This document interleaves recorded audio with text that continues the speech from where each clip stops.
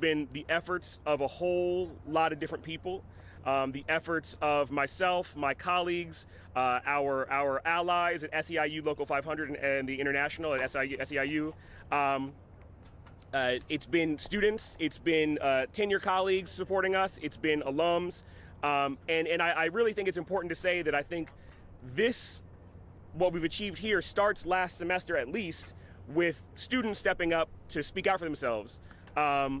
The willingness of my colleagues and I to step forward and really push this from just a bargaining room conversation to the real effort needed to push it through, that comes from watching students and watching students stand up for themselves, watching students camp out on this yard over here, watching them hold the Blackburn Center, hold the A building a couple years ago. So the students are the reason we're here. The students are our passion, and the students are our inspiration as well for stepping forward. But I really want to say, over 4 years for the lecturers, over 3 years for the adjuncts, this was a very demanding effort. We all had some sleepless nights and some sad days, hearing certain things from leadership, hearing certain things from the lawyers they hired. And so I really want to applaud my colleagues for what they were able to achieve by standing up for themselves, standing up to make this a better job site, to make this a better teaching place, make this a site of education and a better institution of higher learning. They really stood up for themselves, and it is through that long effort that we got here today. I was not in the bargaining session last night, so that our bargaining team has been dogged and tireless in their efforts over the past year to make this actually happen. They were up till 3:25 a.m. yesterday morning, just getting everything through, and then they stayed up to tell everyone and to text everyone, hey, we have a tentative agreement. So I have to give many thanks to our bargaining team who really put in this work. I think that what I know of the contract, what I've seen of it, feels very promising. We saw some really good movement on the question of compensation. We saw some betterment of the situation of stability, but job stability, is still certainly an issue that we're going to have to keep working on. We know that in general, this campus, this university has a host of different issues that need to be solved at the level of tenure and non-tenure line faculty, at the level of students, at the level of alums, our representation on the Board of Trustees.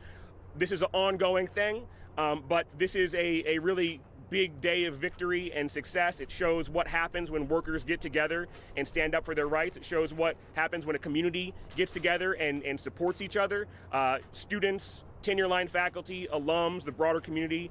And so, thank you all for supporting us. We want to continue standing by you and doing everything we can to make this university everything it can be and should be. We're gonna keep being here. We're gonna celebrate today, but tomorrow we're gonna get back to work. So thank you. So if there are questions from any of the media, we can try and address those as well. And Kevin was at bargaining last night till 3:30 in the morning. He started sitting straight, but by the end he was sort of he was on the slide. Not that I wasn't. Might still be on the slide right now. So if there's any questions from anybody from the media, we'd be glad to answer.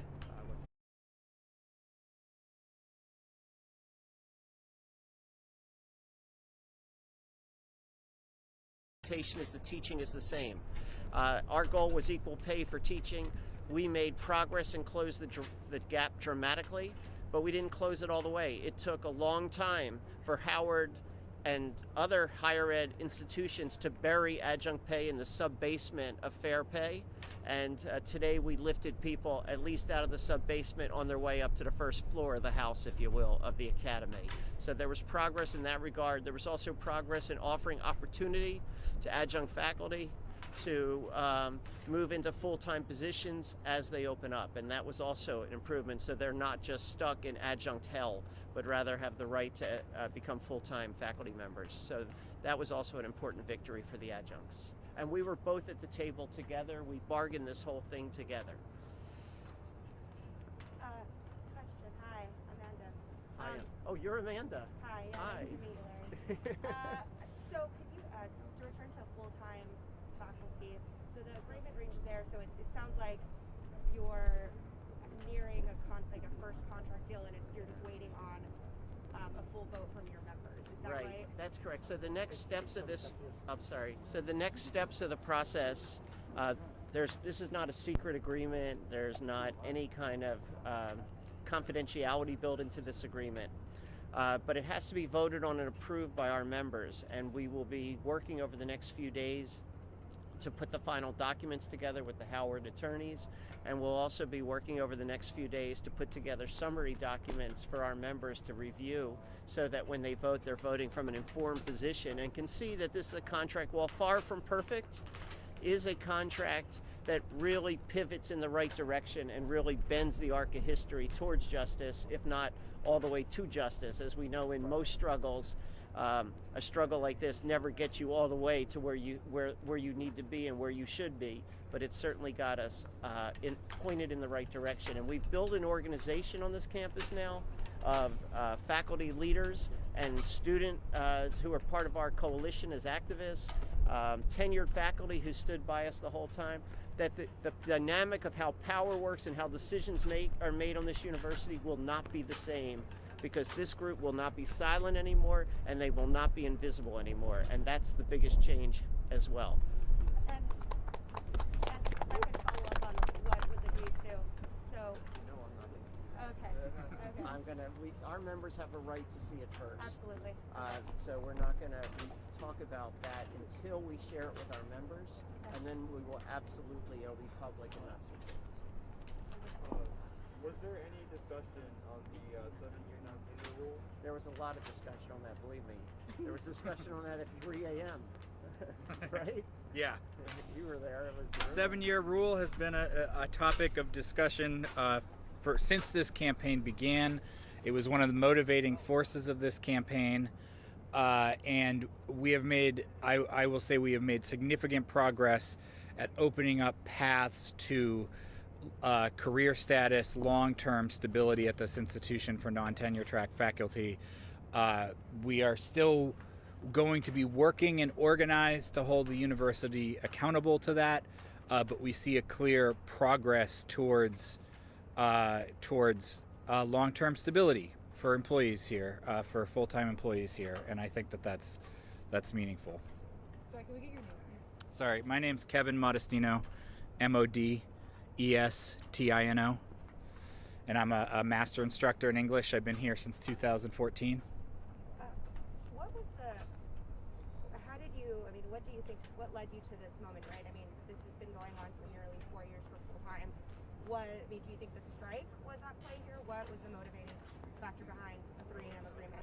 I think, without a doubt, the strike. Without a doubt, the fact that the university saw that we were organized and had support from our community, from our students, from our tenure track and tenured faculty, from Howard alumni.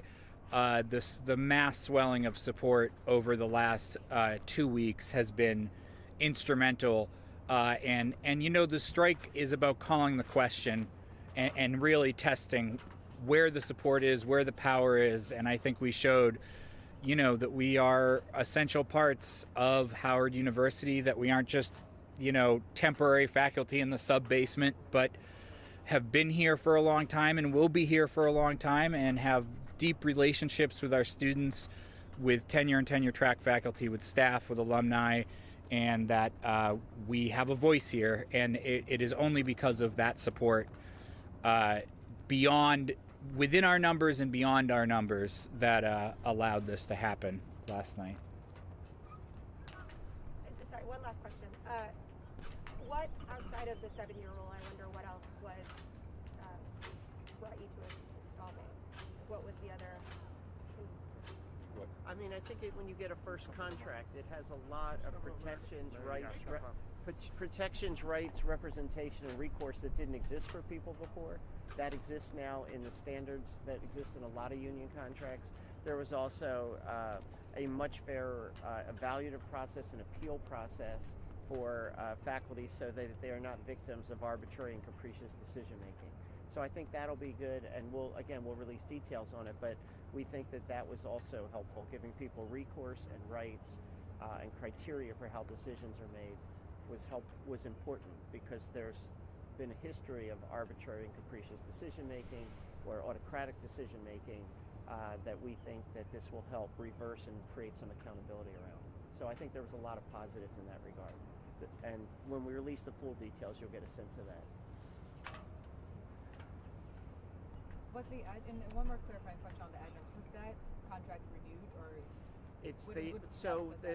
we reached a tentative agreement on the contracts, which means it is an agreement by both parties subject to a ratification or approval of our respective groups. So for us, it is the adjunct faculty and the full-time non-tenure track teaching faculty.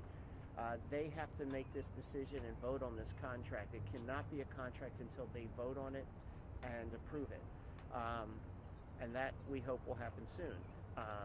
And in terms of the university, it has to then be approved by the president and the board. And our understanding is that it is not only recommended to them by their bargaining committee, but their bargaining committee is confident that they bargain with the full authority of the president. That's what we were told. So we expect that will also not be an issue.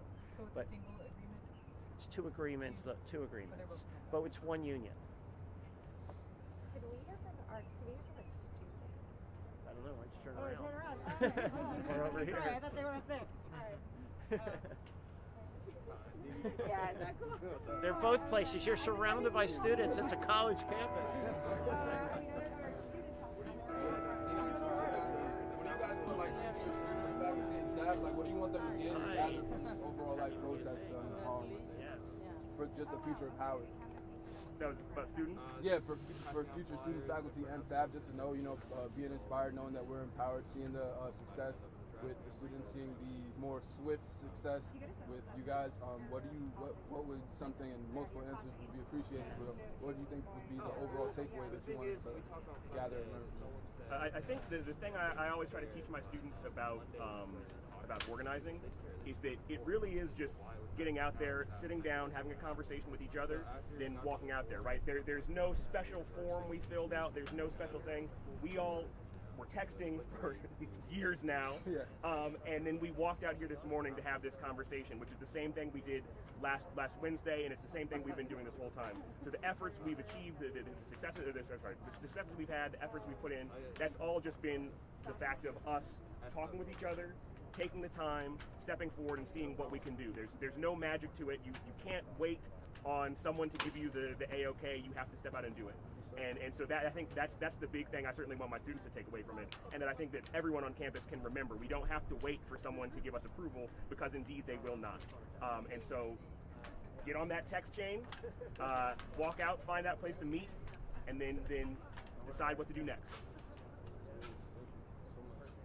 You guys are like all of you. I appreciate that on behalf of like all Howard University students.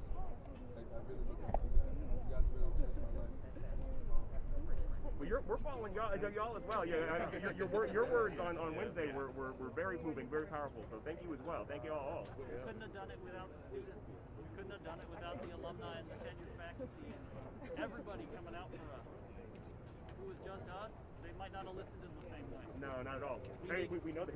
We know that we needed you, and I think maybe the lesson here is, in future, when the students have an issue, they know there's a union that can help them. We got to work together.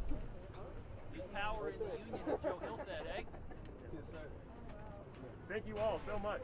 Might be there next. I'll see you there. Thank you so much.